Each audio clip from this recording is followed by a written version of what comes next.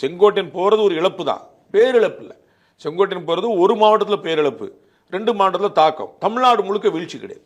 ஒவ்வொரு மாவட்டத்திலிருந்து அப்படி போனாங்கன்னா நட்டம் தான் அதிமுக. அதனால நான் வந்து ஒரு ஓட்டு கூட போகக்கூடாதுன்னு சொல்றேன். செங்கோட்டையன் போகலான்னு சொல்லலை, ஒரு ஓட்டு கூட போகக்கூடாது. அவங்க போக அனுமதிக்கிறாங்கன்னு நட்டம் அவங்களுக்கு நோ டவுட். அதனால ஒருவேளை சொல்லலாம்ல விஜய் களத்திலே இல்லைங்கிற அந்த டேர்ம் களத்துல இருக்கிறாங்களா இல்லையாங்க ரிசல்ட்ல தெரிஞ்சிடும். இது என்னுடைய பதில். ஒவ்வொருத்தரா போனா நட்டமான ஆமான்ற நான் மறுக்கல, நான் ஏற்கனவே சொல்லி முடிச்சிட்டேன்.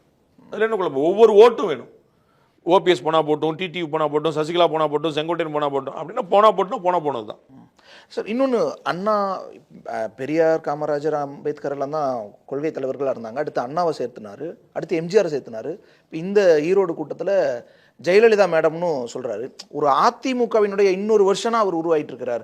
அதிமுக வாக்குகளை தான் குறி வச்சு அவர் செயல்படுறாருன்ற ஒரு விமர்சனம் வருது. ஆமா, உண்மைதான். நான் ஏற்கனவே 2 பேர்ல சொல்லிட்டேன். நான் எல்லா இடத்துல அதிமுக ஓட்டு தான் ஆட்டைப்பட விரும்புறாரு விஜய்.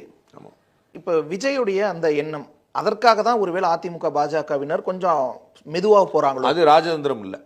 அப்படியான்னு தெரியாது எனக்கு. அப்படி இருந்துச்சுன்னா அது ராஜதந்திரம் இல்லை. விஜய் வருவாருன்னு காத்திருந்து அதற்காக நான் ஸ்லோ பண்றேங்கிறது சரியில்லை. அது அவர்களுக்கு இழப்பு தான்.